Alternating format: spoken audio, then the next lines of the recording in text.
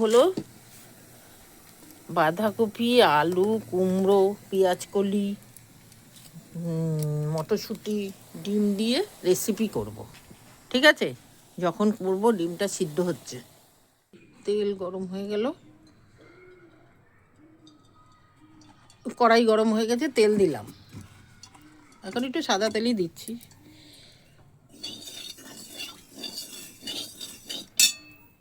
জিরে দিলাম, জিরে আর লঙ্কা, টমেটো একটু দিলাম, বেশি করে একটু দিলাম, অনেকটা তরকারি আছে।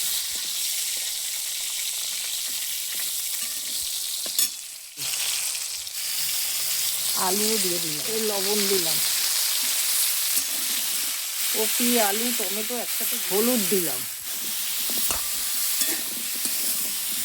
হোক, নাড়াচাড়া করে ভাজা ভাজা হোক, তবে ডিমটা বাদ।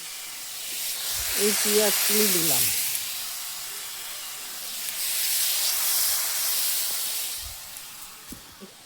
কুমড়ো দিলাম, সব দিয়ে দিলাম। এরপরে ভাজা ভাজা হলে তারপরে মশলা দেব।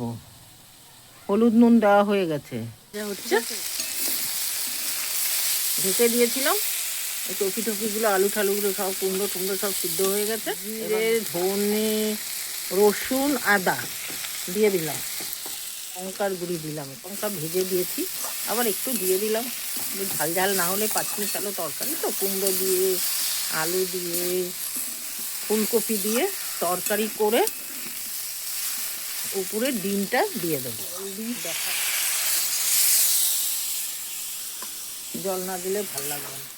এবার মটরশুঁটিগুলো দিয়ে দিলাম।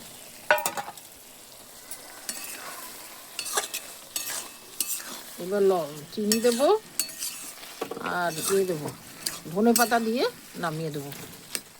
আমি চিনি দিলাম, ধনে পাতা দেবো, হয়ে গেছে তরকারিটা।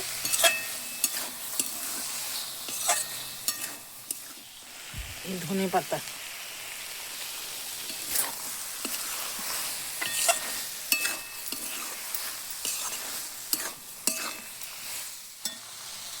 একটু জল দিয়ে দিলাম, একদম শুকিয়ে গেছে। আমুলের এই যে মাখন একটু দিয়ে দিলাম। লাইক, শেয়ার, কমেন্ট করবেন, সাবস্ক্রাইব করতে ভুলবেন না। হয়ে গেল,